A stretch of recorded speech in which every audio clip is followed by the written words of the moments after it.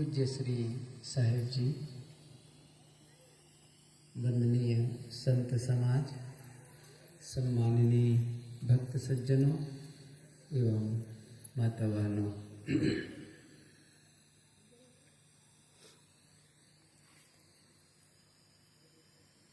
कल कुछ बातें हो रही थी जीवन के संबंध में कि जब तक हम जीवन को नहीं समझेंगे तब तक इसको सही तरीके से नहीं जी पाएंगे। सुकरात ने कहा है, जिस जीवन को समझा नहीं गया है वह जीवन व्यर्थ है। समझ करके काम करना, सोच विचार करके काम करना, रिजल्ट अच्छा आता है। बिना सोचे समझे, बिना विचारे काम करो तो क्या होता है? किसी काम को सोच विचार के करो, और काम ऐसा भी हो जिसको बिना सोचे समझे कर लो। सभी क्या जानते हैं? सोच समझकर काम करने से परिणाम अच्छा आएगा। ये पंक्ति तो आप लोगों को भी याद होगी। बिना विचारे, सबको याद है ना? बिना विचारे जो करे सो पाछे पछताए। और आगे वाला तो और खतरनाक है, काम बिगाड़ो आपनो जग में होत हसाए। तो इतना नुकसान होता है।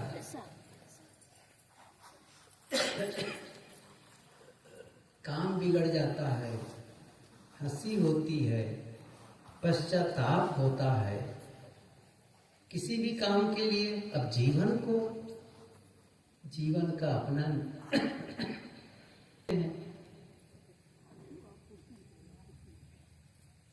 उस नियम का पालन करना होगा।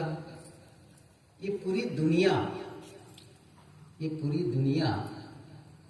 कहना चाहिए, पूरी सृष्टि, एक ही बात है, वो पूरा यूनिवर्स कैसे काम करता है।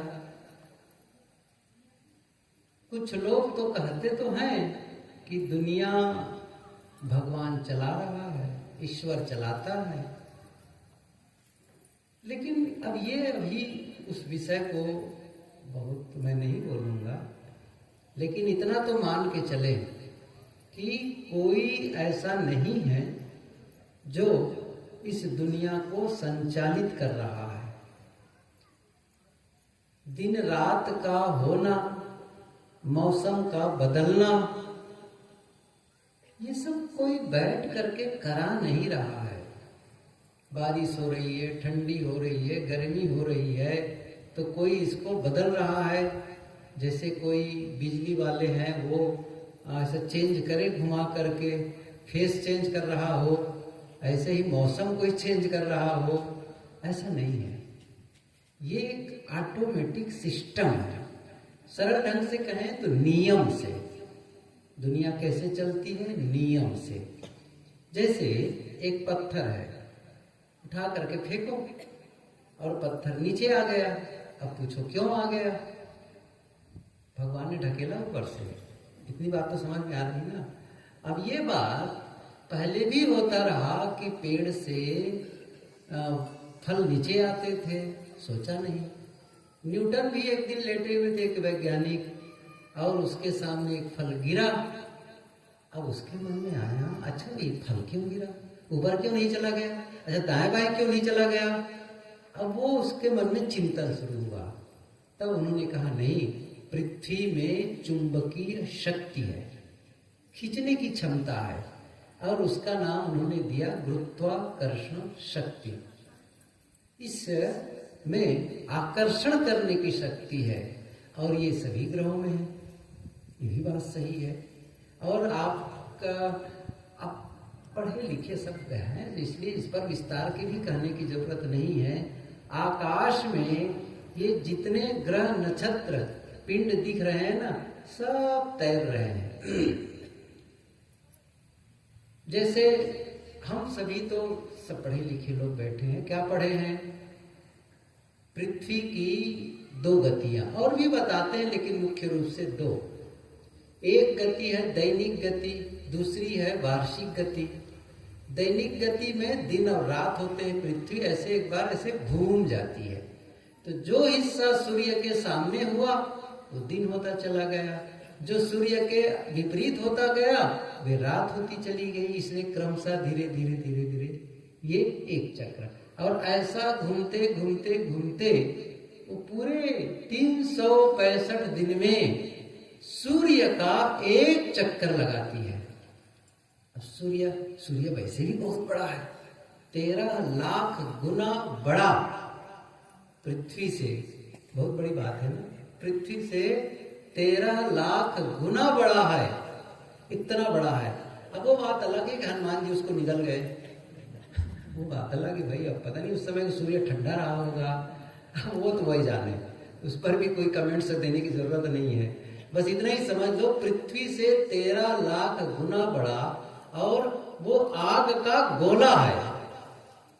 जो कहते हैं ना पृथ्वी को सूर्य को हनुमान जी निकल गए, वो तो रोजे गाते रहते हैं। बाल समय रवि भक्त चलियो, तब तीनों लोक भयो अंधियारो, को नहीं जानत है जग में कपि संकट मोचन न। अरे क्या बताएं, बहुत सारी बातें कहते हैं। वो जो कहने वाले उनसे कहो, ज्यादा नहीं, इतना बड़ा मैं लोहा गरमा के लाता हूँ, इतना बड़ा एक गोली, बच्चे बाटी खेलते थे ना, उतने बड़े में गोली गरमा के लाता हूँ, लाल लाल। अच्छा उसको निगल के बताओ, समझ में आ रहा है? इतना ज्यादा हाई टेम्परेचर, जहां लोहा भी भाप बन के उड़ जाए, और उसको कैसे निकलेगा? चलो ये समझ में बात आई होगी।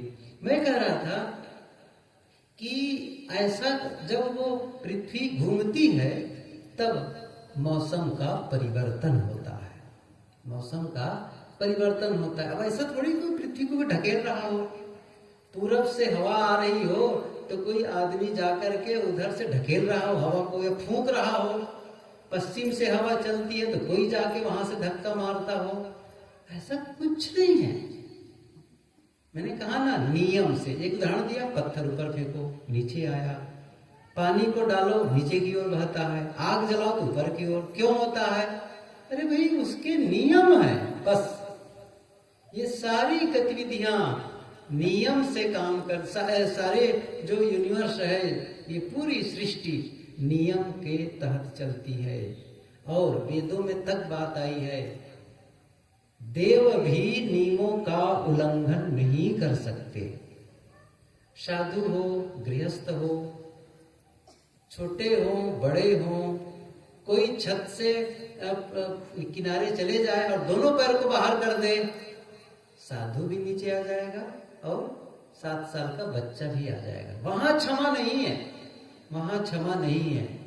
जो आग में जलाने की आग जलाती, आग में उष्णता है, गर्मी है, आग जलाती है। कोई भी हो, अग्नि का उपासक हो, उसको भी आग जला देगी। किसी के घर आग लगे और ये कहे कि हे अग्निदेव, मैं आपकी उपासना कर रहा हूं बहुत लंबे समय से, ऐसा कहा करके उसमें घी डालने लगे, तो आग बुझेगी नहीं। आग क्या करेगी?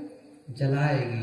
कोई गंगा जल की उपासना करता हो, गंगा के स्नान करना, यमुना का, महानदी का स्नान करने वाले रोज करते हो, लेकिन पैर फिसलेगा और गंगा में जब बहेगा तब गंगा यह सोच करके नहीं बचाएगी कि ये आदमी मेरी बहुत दिनों से उपासना करता रहा है, उसमें सोचने समझने की क्षमता नहीं है।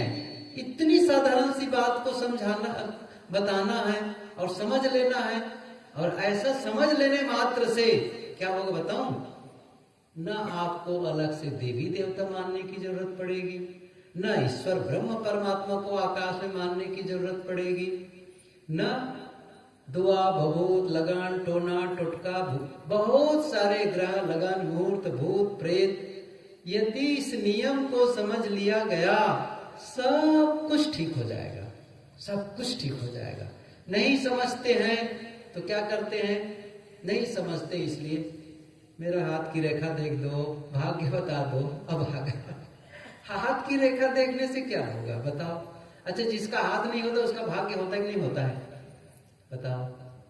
अच्छा, तब कैसे पता चलता है? कुछ तो समझ में रखो। हाथ की रेखा से कोई पता चले? गुरुदेव जी कहते थे हाथ से मेहनत करो, हाथ का भाग्य मत पूछो ऐसा है वैसा है। और वो क्या बताएगा खुद बेचारा? भाग्य चाहते खुद है, वो थोड़े थोड़े पैसे के लिए यहाँ वहां भटक रहा है और उसको आप भाग्य दिखा रहे हो। वो आपके जीवन के बारे में बताएगा। सब भटकते हैं। फिर वो कह रहे हैं कि ये अंगूठी पहन लो, वो अंगूठी पहन लो। आजकल अब थोड़ा सा कम लगता है, नहीं तो काला धागा पैर में पहनने की अभी चेक करो पता चल जाएगा। कुछ लोगों के काला धागा होगा पैर में।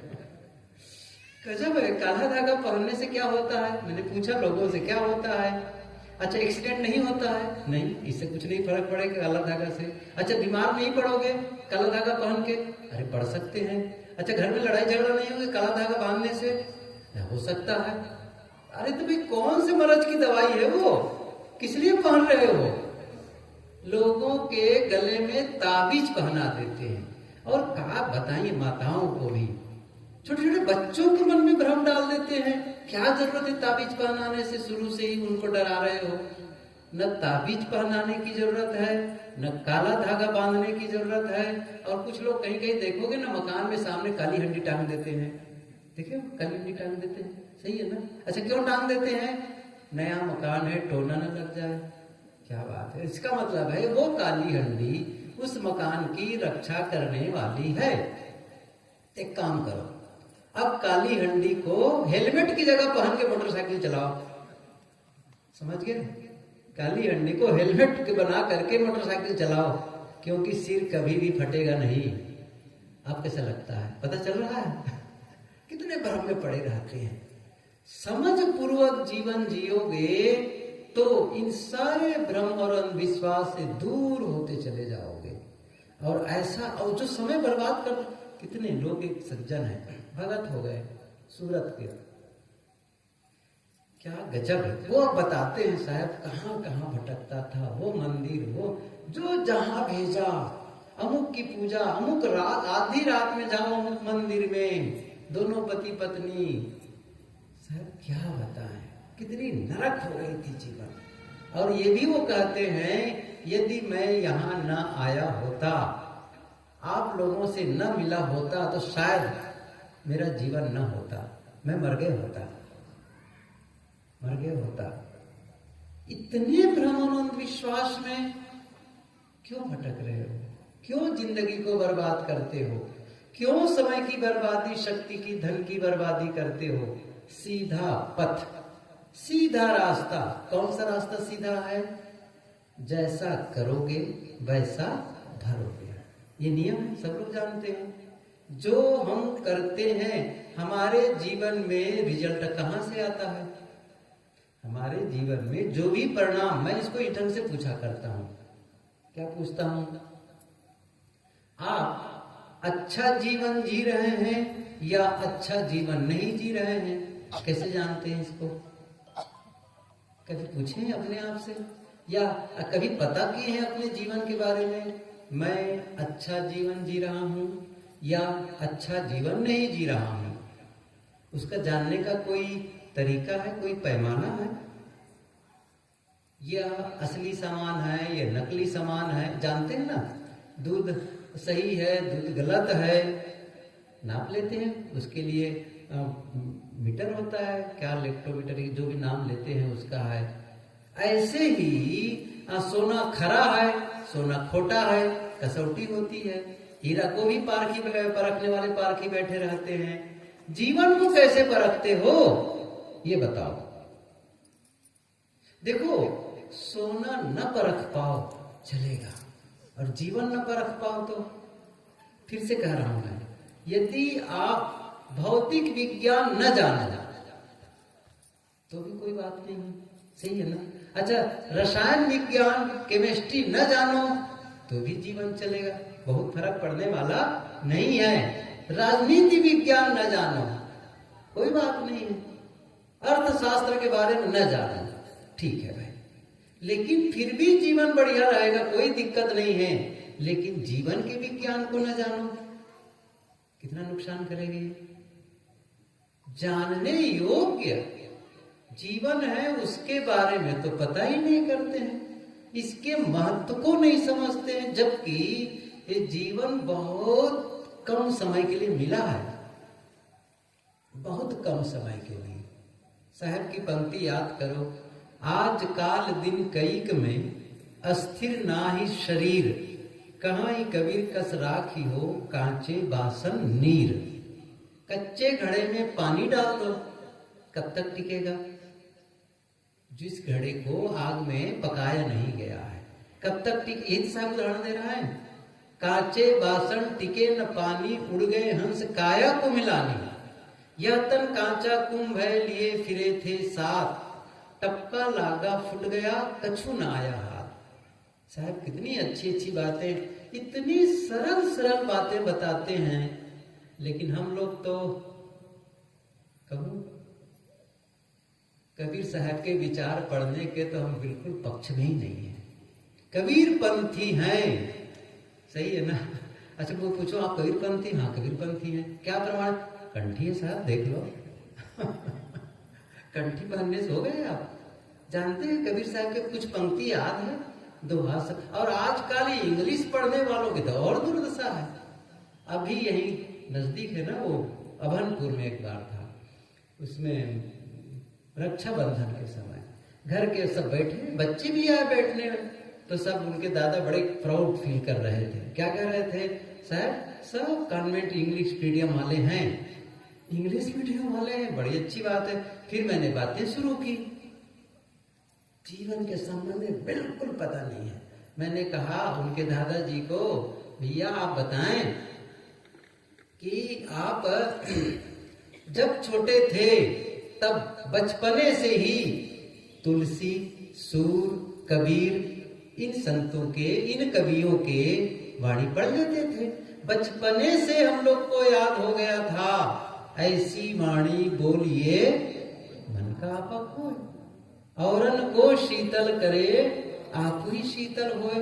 अब तो वो पंक्ति नहीं पढ़ पा रहे हैं हम। यदि देखो हम कैसा बोलते हैं वो अलग विषय हुआ, लेकिन वो ज्ञान अनजाने में ही हमारे भीतर चला गया है, हमारे भीतर वो चला गया है, और कभी न कभी वो हमको वो ठोकर मारने वाला है। सजग हो, माखी गुड़ में गड़ी रहे, पंख रहे लिपटाए।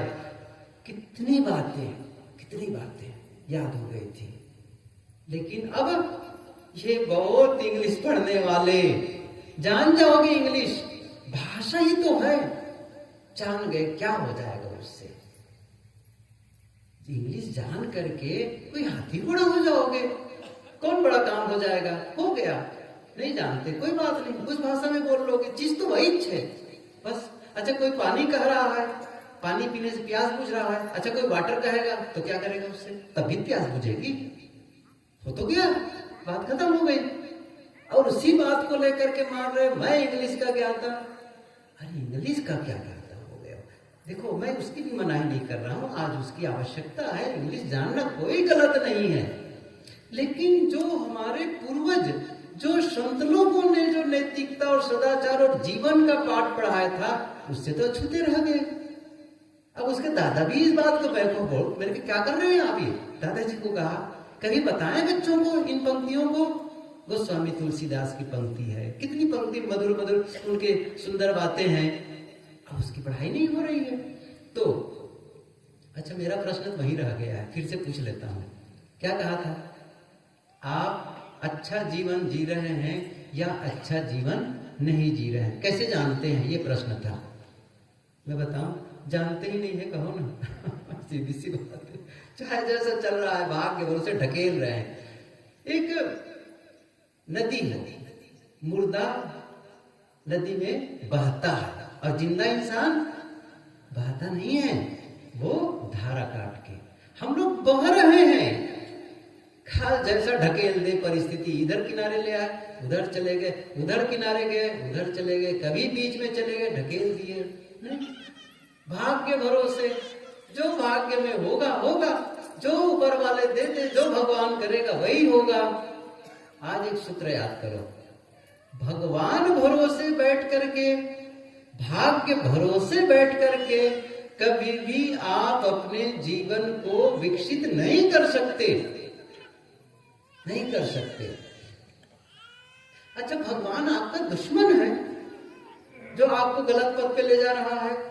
तंबाकू आप खाते हैं, सिगरेट आप पीते हैं, शराब आप पीते हैं, गलत काम आप करते हैं, भगवान कराता है। क्यों झूठ बोलते हो? उनको क्या पड़ी हुई है? अच्छा, उसके बाद आप गलत किए, चोरी किए, हिंसा किए, व्यभिचार किए और न जाने क्या क्या गलत काम कर लिए। उसके बाद जाके मंदिर में, हे भगवान मेरी को क्षमा कर दो, इतना मैं दक्षिणा दे रहा हूं, ये कर रहा हूं। अच्छा, कर देगा वो? कुछ लगता है? थोड़ा बहुत तो समझ में आना चाहिए ना ये बातें। किसी की पूजा कर दोगे तो क्षमा क्यों कर देगा? क्यों क्षमा कर देगा? क्यों आपकी गलती को वो आपके जो लिखा है, जो लिखा, देखो भाग्य का मतलब यही हुआ जो आपने किया बस वो आपके हिस्से में आया, तो आपके हिस्से में आ गया। अब उसको अच्छा होगा तो अच्छा परिणाम आएगा, गलत होगा तो गलत परिणाम आएगा। इतना सा तो नियम है। आपने झूठ बोला उसका परिणाम आएगा, सत्य बोला उसका परिणाम आएगा, चोरी किए उसका परिणाम आएगा, दान किए उसका परिणाम आएगा। अब ऐसा तो नहीं होगा चोरी करोगे तो दान वाला परिणाम मिलेगा या दान करने वालों को चोरी वाला परिणाम मिलेगा, ऐसा तो नहीं होगा ना। साहब की पंक्ति याद करो, याद कर लो आज कम से कम सत्संग में, तो कम से कम दिमाग में तो चला जाए, बाकी तो क्या कहूं, कौन भरोसा करे। साहब की पंक्ति है, सब याद भी होना चाहिए और होगी भी। फिर से याद दिला रहा हूं, कबीर कमाई आपनी निष्फल कभी न जाए, बोया पेड़ बबूल का। नहीं है आवाज इधर, सुनना पड़ेगा। फिर से याद करो कबीर, ये यदि कहीं देखो केवल कहने, इसको बिठा लो भीतर, भीतर अंतस में ले जाओ, सबकॉन्शियस माइंड में रिकॉर्डिंग कर दो उसको। और वो याद क्या करना है, कबीर कमाई आपने निष्फल कभी न जाए। साहब क्या करें, बोया पेड़ बबूल का, बबूल का बीज बोगे, कांटा बोगे तो कभी भी फूल नहीं मिलने वाला है। बस इसका मतलब यही हुआ, यदि गलत बोलोगे, गलत करोगे, उसका अच्छा परिणाम नहीं आने वाला है। ये नियम है। अच्छा, ये नियम किसका बनाया है? कबीर साहब को बनाया है। अच्छा, कबीर साहब जी जब बोले हैं कि बोया पेड़ बबूल का आम कहां से खाए, तब से ऐसा होने लग गया है कि बबूल बोने से आम नहीं आता, पहले तो आता था। सही लगता है आप लोगों को? अरे भाई, ये सृष्टि का नियम था, हम समझ नहीं रहे थे तो कबीर साहब ने समझाने के लिए शब्दों का प्रयोग किया। सृष्टि जो पूरी खुली किताब है, लेकिन उसको पढ़ने की क्षमता सब में नहीं है, तो संत लोग वही सब देख करके बताते हैं, हमको समझने लायक बना करके, समझने लायक, जो हमको डाइजेस्ट हो सके, जो समझ में आ सके, ऐसा बना करके वो बताते हैं उसको। तो कहने का मतलब है कि जो हम करते हैं वो हमें मिलता है, इसलिए हमें पहले ध्यान रख लेना चाहिए कि हम किसी के भरोसे रहेंगे कि वो करेगा, अब वो हमको, अब भगवान ऐसा कर देगा। नहीं, न भगवान भरोसे रहना है, न भाग्य भरोसे रहना है।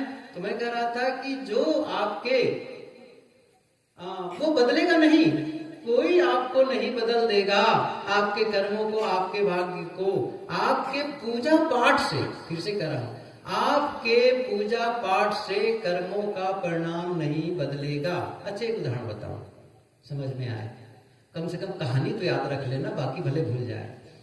एक आदमी था, परिवार था, कहो एक घर, अपने मकान में एक मंदिर बना रखा था। बना लेते हैं अपने घर में छोटा, आजकल तो रेडीमेड मंदिर बन के भी लोग रखे रहते हैं, लकड़ी का भी, पत्थर का भी।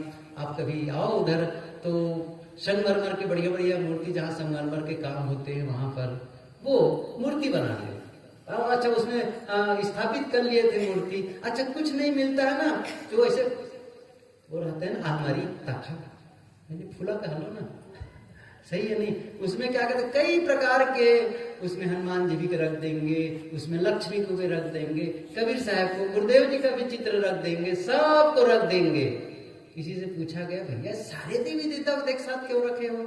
ऐसा है ना, अभी किसी देवी देवता के पास गए अर्जी करने के लिए, किसी बात को निवेदन करने, और कहीं छुट्टी में हो, उस दिन छुट्टी में हो तो दूसरा तो काम करे, सबको स्थापित करके रखते हैं। सोचो क्या होगा इससे। अच्छा, वो क्या आदमी जा करके, दोनों पति पत्नी जा करके से प्रणाम करते थे और रोज कुछ न कुछ पूजा करते थे, मंत्रोच्चार करते थे। छोटा बच्चा था, उसने पूछा, मम्मी भगवान की पूजा क्यों करती हो? क्या कहा? भगवान की पूजा क्यों करती हो? आप लोग क्यों करते हैं? उनको बाद में बताऊंगा उसने क्या कहा।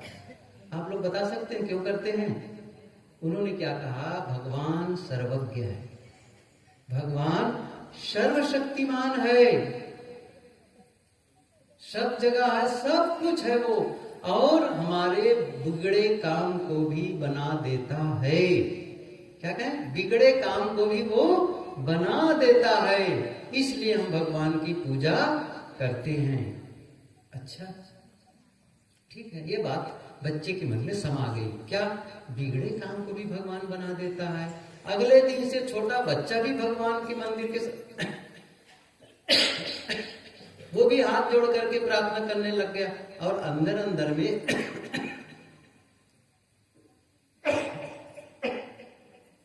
कुछ मंत्रोच्चार करने लगा। और ये घटना देख करके उनके माता पिता को बड़ा अच्छा लगा।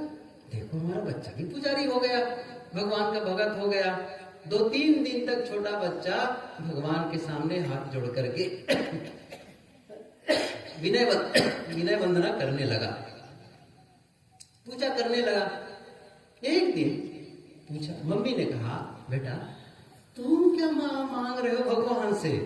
तुम्हें क्या जरूरत है? अच्छा तुम क्या अंदर में मंत्रोच्चार करते रहते हो पूजा करते समय? उसने कहा, मम्मी आपने भी तो कहा है ना कि बिगड़े काम को भगवान बना देता है। हाँ बना देता है। तो मम्मी हुआ क्या है, अभी पिछले शनिवार को हमारी स्कूल में टेस्ट हुआ है, एग्जाम परीक्षा हुई है, और उसमें ऐसा पूछा गया कि भारत की राजधानी कहाँ है, और मैंने गलती से लिख दिया रायपुर। अब भगवान से प्रार्थना कर रहा हूँ, हे भगवान रायपुर काट के दिल्ली बना दो, हे भगवान रायपुर काट के दिल्ली बना दो। मम्मी भगवान बना तो देगा ना? अच्छा बताओ बनाएगा कि नहीं बनाएगा? नहीं, सब नहीं कह रहे हैं। अच्छा तो आपके गलत कर्म को काट के वो सही कर देगा? वो समझ में आ रहा है? नहीं आ रहा है। अभी जाएंगे मंदिर दिखेगा। देखो झुकाना गलत नहीं है, लेकिन इस भाव से झुकाना कि ये मेरे पाप काटेंगे, ये मेरे गलतियों को ठीक कर देंगे, इस आशा में मत रहो, इस भरोसे में न रहो। वो आपके पापों को काटने के लिए बैठे नहीं है कि काफी सारे जिसमें रजिस्टर मेंटेन कर रहे हो आपका, कैसे कैसे कर रहे, कुछ नहीं है, ऑटो सिस्टम। एक पंक्ति आप लोग सुने होंगे, जैसा कर्म करोगे वैसा, फिर से कहो, अंदर अंदर तो कह रहे हो, जैसा कर्म करोगे वैसा फल देगा। ये है गीता का क्या।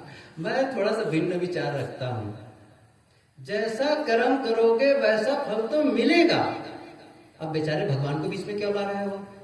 वो क्या करेगा आपको फल देने के लिए?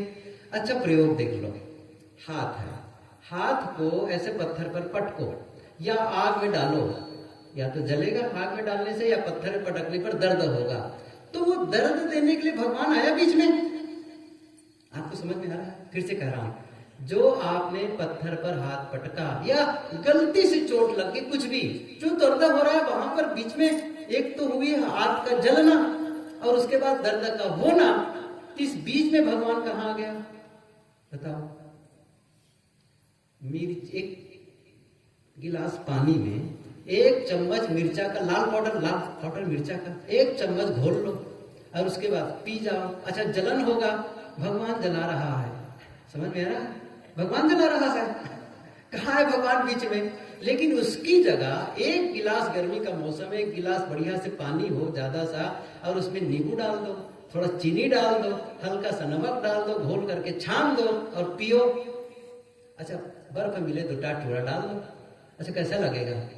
अच्छा भगवान ने दिया शीतलता को, इतनी सी बात। और कहा क्या पढ़े हैं? बीए पढ़े हैं, अच्छा बीएससी किए हैं, एमएससी किए हैं, खाक एमएससी किए हैं, खाक इंजीनियरिंग किए हैं, इतनी सी बात नहीं समझ पा रहे हैं कि हमारे कर्मों का फल होगा। गुरुदेव जी कहते थे ये इंजीनियरिंग करने और बड़े बड़े इंजीनियर भी अपने कमर में गुल्ली ताबीज बांधे रहते हैं, सही है ना? पढ़े लिखे लोग, क्या बताऊं, चाहे डॉक्टर हो, वकील हो, इंजीनियर हो, सब भटके हुए हैं। और राजनेताओं का तो कहो भी मत, अभी चुनाव चल रहा है, सब कैंडिडेट हे भगवान वोट देवा तो जिता दो, भगवान जो है झूठ जिताएगा। उस तो दिमाग, सबकी दिमाग की स्क्रू ढीला हो गया, कैसे करेगा काम? खिड़की खोलो, समझ सही होनी चाहिए। अच्छा फिर से समय बीत रहा है मेरा, फिर से मेरा प्रश्न वही खड़ा है। क्या पूछा था? अच्छा जीवन जी रहे हो या ये चलेगा? मैंने कहा था नहीं, खत्म ही नहीं होता है। अच्छा जीवन जी रहे हो या अच्छा जीवन नहीं जी रहे हो, कैसे जानते हो? आप कहो ना, मैं बता दो साहब कह के, अंदर से धारी आवाज, बड़ा सरल है ये, इतना सरल है जीवन, आप सीखो जरा से, बहुत सरल है जीवन, बस थोड़ा सा आप समझ लो, उसका जो ढंग है ना, बस उसको समझने लग जाओ। जीवन अच्छा जी रहे हैं, जीवन अच्छा नहीं जी रहे हैं, इसको जानने के लिए बड़ा सरल सा तरीका है। वो क्या है? जीवन में आने वाला परिणाम, रिजल्ट, जो जीवन में रोज रोज रिजल्ट आ रहा है, वो आपको बता रहा है आप अच्छा जी रहे हैं या अच्छा नहीं जी रहे हैं। जैसे एक लड़का है, विद्यार्थी, वो पढ़ाई किया पूरे साल, परीक्षा हुई, एग्जाम हुआ, और एग्जाम होने के बाद जब रिजल्ट आया तो फेल हो गया। अच्छा पूछा गया, बेटे तुम फेल कैसे हो गए? क्या कहता है? मैंने बहुत मेहनत की थी, ठीक से पढ़ाई की थी और लिखा भी बढ़िया था। क्या कहा जाएगा? बेटा ये मत बताओ तुमने कैसी पढ़ाई की थी, कितनी मेहनत की थी, तुम्हारा रिजल्ट बता रहा है। सही है ना? ऐसे ही हम लोग ये कहें, मैं बहुत सत्संग करता हूँ, बहुत ध्यान चिंतन करता हूँ, बहुत दान दक्षिणा करता हूँ, बहुत तीर्थों में घूमता हूँ, बहुत सारे नदियों में नहाया है, ये मत बताओ कि क्या करते, रिजल्ट क्या बता रहा है? क्या आपके जीवन में ये लग रहा है मैं शांति की ओर बढ़ रहा हूं, मेरी फीलिंग्स अच्छी है? देखो, आप सुकून का जीवन जीते हैं, तनाव नहीं जीते हैं, प्रशांत नहीं हो रहे, स्वास्थ्य सुंदर है, संबंध अच्छे हैं, और धन की भी कोई कमी नहीं है, और मेरा मन भी शांत महसूस करता है। देखो जरा, ये रिजल्ट है, रिजल्ट। लेकिन यदि मन अशांत है, उद्वेगित है, बेचैन है, तनाव में रहता है, अपनी ही बातों को लेकर के या लोगों के व्यवहार को लेकर के मन हमेशा परेशान रहता है, अशांत रहता है, इसका मतलब है सही रिजल्ट नहीं आ रहा है। क्या संकेत है? सही जीवन नहीं जी रहे हैं, सीधी सी बात है। ऐसा नहीं कि मैंने नियम बनाया है, मैं किसी के लिए बद्दुआ दे रहा हूं, एक सूत्र मैं कह रहा हूं, अभी याद रखना इस सूत्र को। आपको या हमें वह नहीं मिलता जो हम चाहते हैं, हमें वह मिलता है जिसके हम योग्य होते हैं। ये बात समझ में, मैं रिपीट कर देता हूं, फिर से ध्यान से सुनना। हमें वह नहीं मिलता जो हम चाहते हैं, हमें वह मिलता है जिसके हम योग्य होते हैं। मैं इसको समझाऊं और स्पष्ट। एक विद्यार्थी ये चाहता है मैं फर्स्ट आऊं, मेरा मेरिट में टॉप 10, मतलब एक स्टेट लेवल पर, छत्तीसगढ़ के पूरे बोर्ड एग्जाम में जब रिजल्ट आए तो मेरा कहाँ है? टॉप 10 पर। ऐसा वो चाहता है। क्या ऐसा चाहने मात्र से वो मेरिट में पहुंच जाएगा? कब पहुंचेगा? उसकी योग्यता होगी, एबिलिटी, उसकी योग्यता होगी तो वो पहुंचेगा। एक लड़का पढ़ा लिखा, सारी पढ़ाई पूरी हो गई और क्या चाहता है, मैं कलेक्टर हो जाऊं, IAS अफसर, ऐसा सोचता है। ऐसा चाहने से हो जाएगा? समझ रहे हैं? नहीं होगा। कैसे होगा? कलेक्टर की योग्यता, उस योग्यता को विकसित कर लो। बस देखो, वो जैसे योग्यता विकसित कर लोगे, उस योग्य हो जाओ, आपको पद मिल जाएगा। बाहर गाड़ी खड़ी है, गाड़ी के पास जाकर के मैं कहता हूं ऐसी गाड़ी मैं चाहता हूं, ऐसी गाड़ी मैं चाहता हूं, तो मुझे क्या पूछना चाहिए अपने आप से, क्या इस गाड़ी को पाने की योग्यता मेरे में है? सही है ना? यदि मेरे में योग्यता है, गाड़ी खरीदने की क्षमता है, तो क्या होगा, गाड़ी घर में आ जाएगी। एक फोन करेंगे, उनको पता ही है मेरे पास बैंक के अकाउंट में कितना पैसा है, कंपनी वाले लाख खड़ी कर देंगे, नहीं कर देंगे। सही है कि नहीं है? और बिना योग्यता के गाड़ी खरीद लिए, ऐसा होता भी है, बिना योग्यता की गाड़ी खरीद लिए, लोन से क्या करते, बैंक से सिस्टम होता है ना, और बैंक का पैसा दे नहीं पा रहे हैं, तब क्या करते हैं बैंक वाले, गाड़ी को बीच में ही खींच करके ले जाते हैं। योग्यता, इसका मतलब है आप चाहते हैं कि मेरा जीवन सुखमय हो। आपकी इच्छा क्या है? मेरा जीवन सुखमय हो, मेरा जीवन शांतिमय हो, आपस में परिवार में बहुत अच्छे संबंध हो, एक दूसरे के साथ में पूरे परिवार में प्रेम का माहौल बना रहे, ऐसा आप चाहते हैं। ठीक है कि नहीं? मेरे पास पर्याप्त धन हो, मेरा मन आनंदित हो, चाहने से होगा, चाहने से। कोई आप चाहेंगे कि मेरी मुक्ति मिले, मुझे मुक्ति मिले, मेरा कल्याण हो, पूछना चाहिए मुक्ति के लिए कौन सा काम कर रहा हूं, बताओ, कुछ काम हो रहा है क्या? अपने दैनिक जीवन को देख करके हम कह सकते हैं ये सचमुच में मुक्ति के लिए काम कर रहा हूं, आत्म कल्याण का काम हो रहा है। इसको इस ढंग से मैं पूछूं कि जो कुछ आज आप करते हैं, हम सभी करते हैं, रोज रोज करते आ रहे हैं, और ऐसे ही हम जीवन भर करते रहें, ऐसे ही जीवन भर करते रहेंगे, तो क्या मेरा कल्याण संभव है? आप देख लो जरा से, क्या लगेगा? नहीं। जो मेरी दैनिक रूटीन है, दैनिक क्रियाकलाप हैं, और जो मेरे वैचारिक स्तर है, जो मानसिक दशा है, इससे तो मुक्ति मिलने वाली नहीं है। इसका मतलब है सावधान हो जाना चाहिए, ये मैं कहना चाहता हूं। अब से जाग जाना चाहिए। इसका मतलब है बदलने जैसा है जीवन, नए ढंग से जीवन के सूत्रपात करो, नया अध्याय शुरू करो। फिर ये तरीका काम नहीं आ रहा है जो हम रोज रोज जी रहे हैं, वो कुछ ऐसा तरीका अपना लो जिससे आपको आनंद का अनुभव हो, प्रेम का अनुभव हो, शांति का अनुभव हो। तब इसलिए विद्यार्थी कहता है कि मैं पास फर्स्ट में आऊं, लेकिन योग्यता ऐसे ही जब आप सुख शांति चाहते हैं, ऐसे नहीं होने वाला है। क्या करना है? आप अपनी योग्यता को विकसित करिए, उस शांति के योग्य बनिए, उस आनंद के योग्य बनिए। वो देखो, वो परिणाम है भाई, रिजल्ट है। आप ध्यान दो इस चीज को।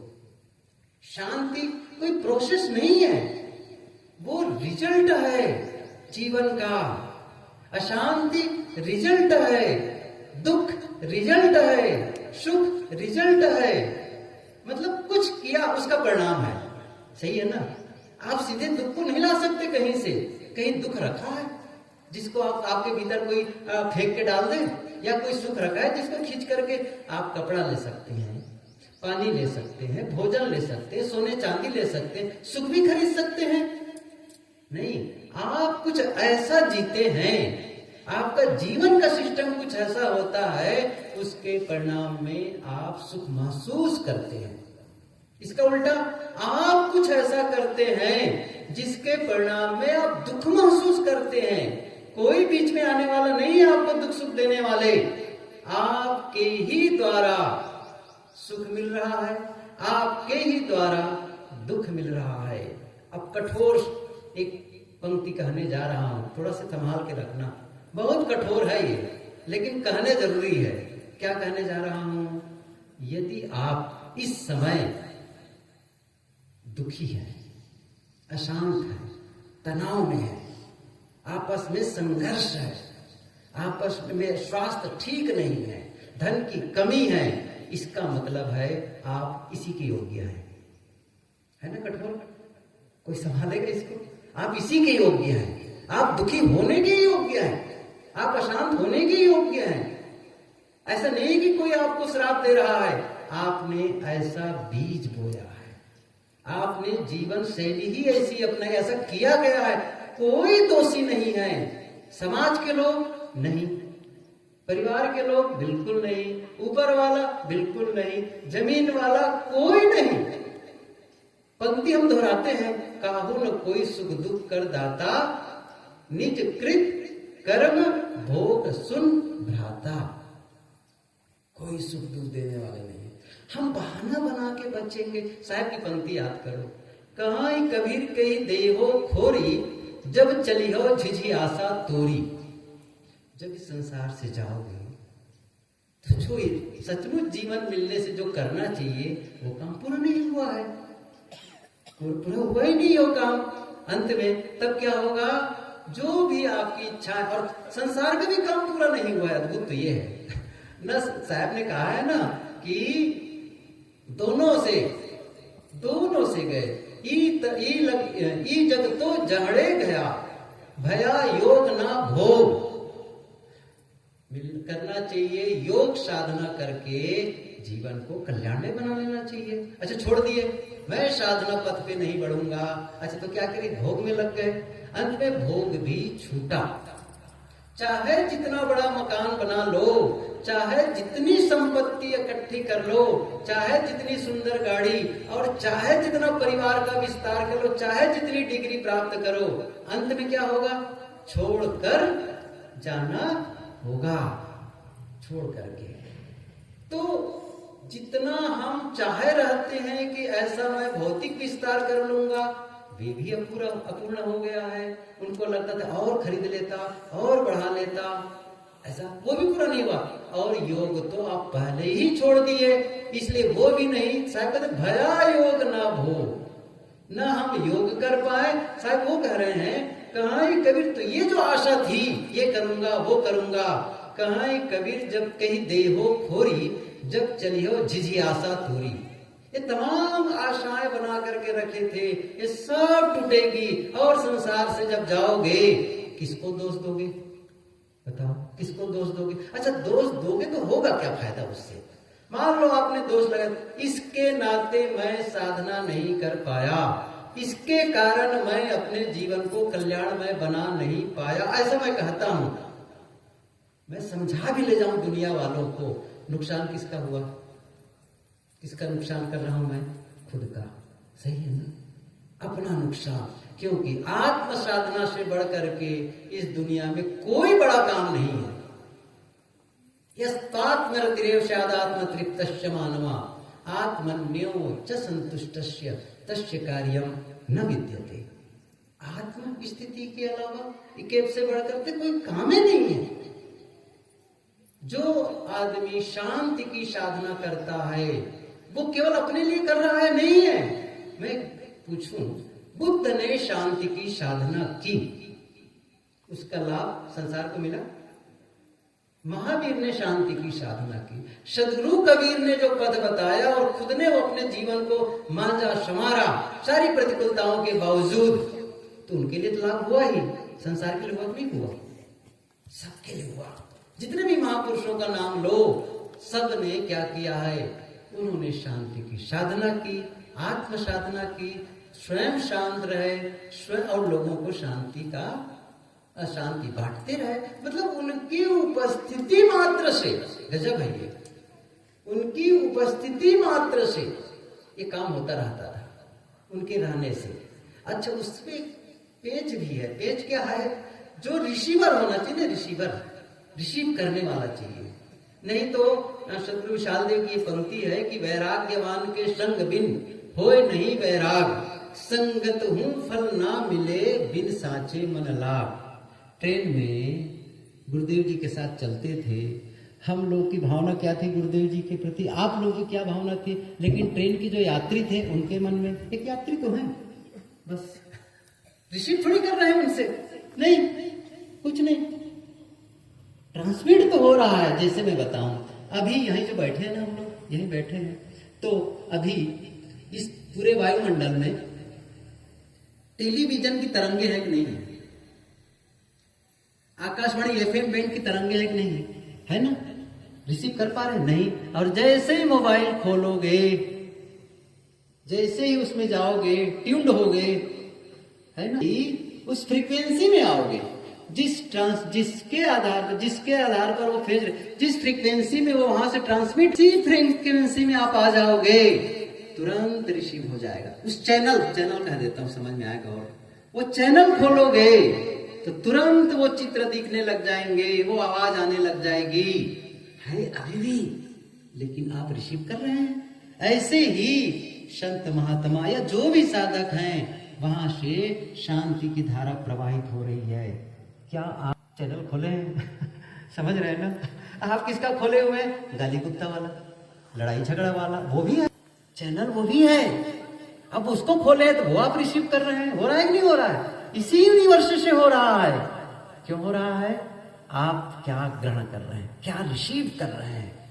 इसलिए आपको क्या बदलना है? खुद को, फिर से वापस आओ, खुद को, जीवन के परिणाम को देख करके आप अपने जीवन की शैली को बदलो। जैसे से जा रहे हैं या बाइक से जा रहे हैं, और आप सामने से मीटर लगा रहता है ना, कांटा जिसमें लगा, और उसमें क्या दिखा रहा है? फ्यूल इंड, मतलब बिल्कुल वो क्या कहते हैं,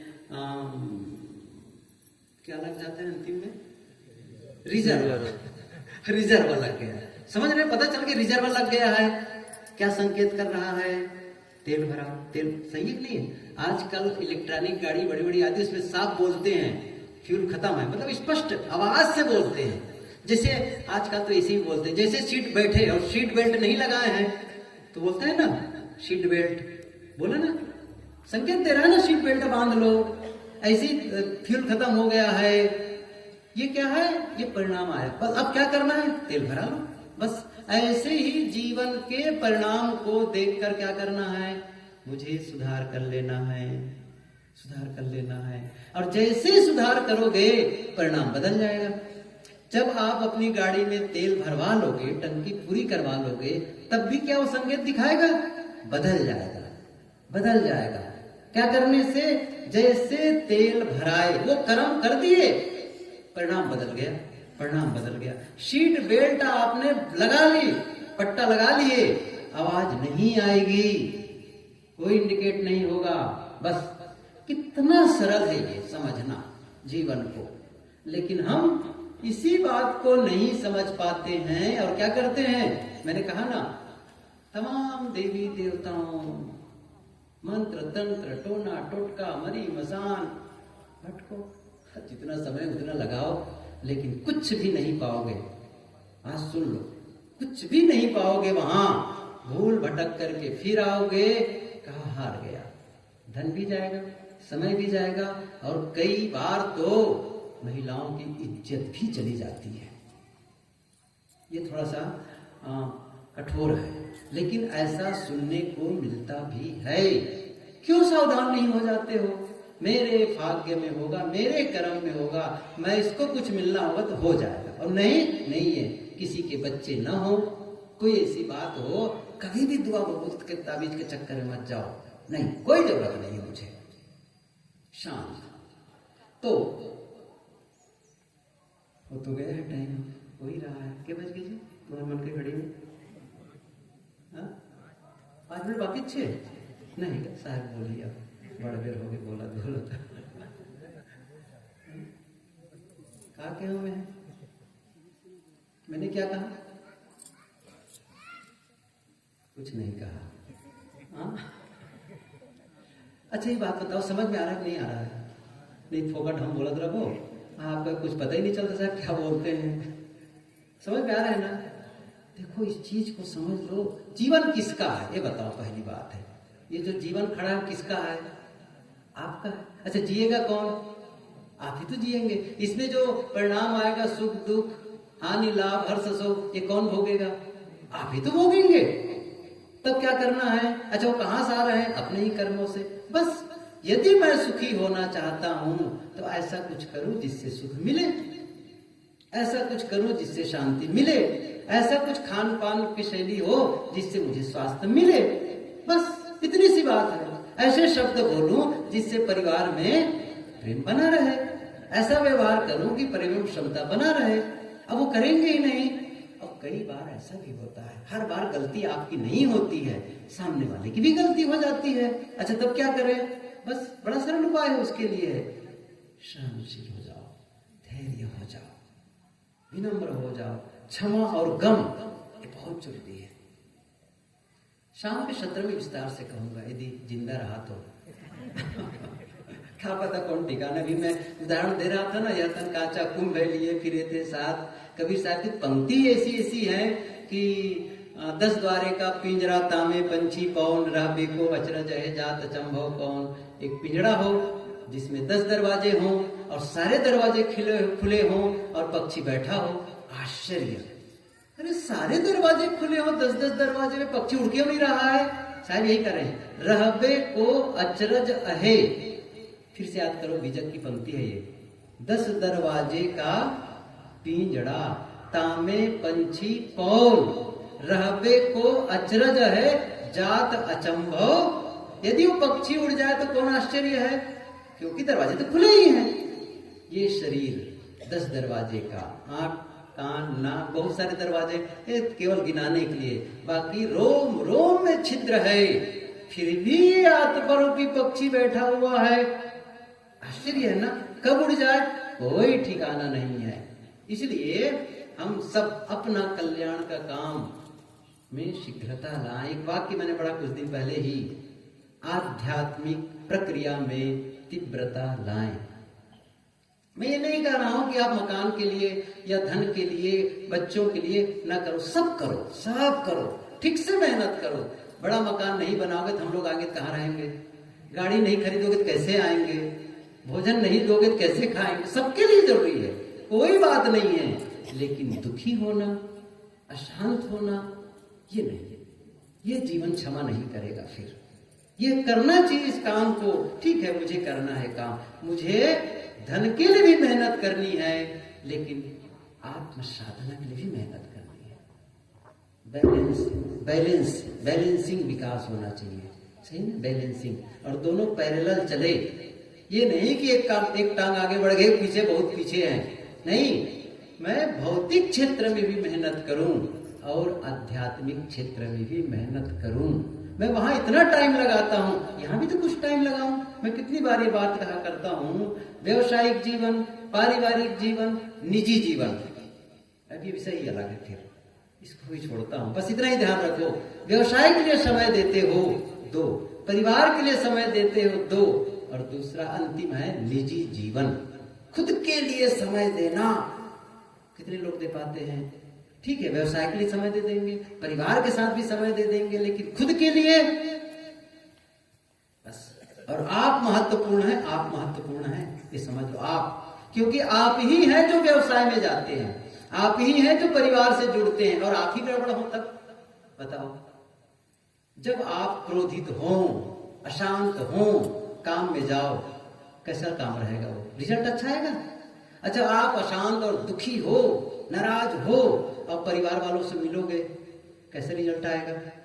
बिल्कुल गलत आएगा। आप ही तो हैं, आप महत्वपूर्ण, आपका होना महत्वपूर्ण है। बी होना, फिर उसके बाद डूइंग आता है, फिर करना आता है। आपके होने से करना होता है। आप हो कैसे? क्रोधी हो, लालची हो, लोभी हो, मोही हो, क्या हो? तो सब वही होना है। जहां जाओगे वो प्रकट होगा। लेकिन आप प्रेम पूर्ण हो, आप शांत हो, आप खुश हो, तो जहां जाओगे वो प्रकट होगा। जैसे एक आदमी आए और जो 6 महीना से न नहाया हो, जहां पर उसके बाल इतने हो गए जिसमें पक्षी घोंसला बना ले, ऐसे उलझे हुए हैं, और कपड़े देख के ही लगता है भगवान ये दूर बैठे। सही है ना?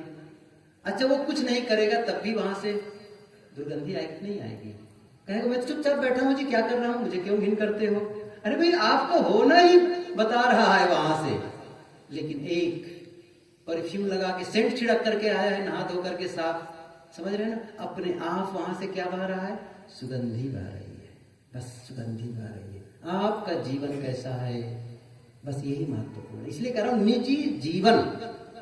निजी जीवन, निजी जीवन का मतलब हुआ खुद के लिए समय निकालो। क्या करना है उसमें? स्वास्थ्य के लिए थोड़ा काम कर, सुंदर स्वास्थ्य हो जाए और सुंदर मन हो जाए। बस मेरा मन सुंदर बने, मैं अच्छा मन वाला बनूं, अच्छा मकान वाला भी बनो, अच्छी गाड़ी वाले भी बनो, लेकिन महत्वपूर्ण क्या है? अच्छा मन वाला बनो। क्योंकि गाड़ी तो अच्छी है और मन ही खराब है, गाड़ी सुख देगी? मकान तो बढ़िया है लेकिन मन ही खराब है तो मकान सुख देगा? लेकिन मन अच्छा है तो आप मोटरसाइकिल से भी जाओ चाहे साइकिल से जाओ, खुश, सामान्य घर में रहो खुश। लेकिन नहीं करेंगे मन को सुंदर बनाने की मेहनत तो अपने आप नहीं होगा। ये कुछ बातें थी, 5 मिनट से ज्यादा ही हो गया, आपकी बात मैंने मान ली, लेकिन अब विराम लेता हूं। आप सबको धन्यवाद। सब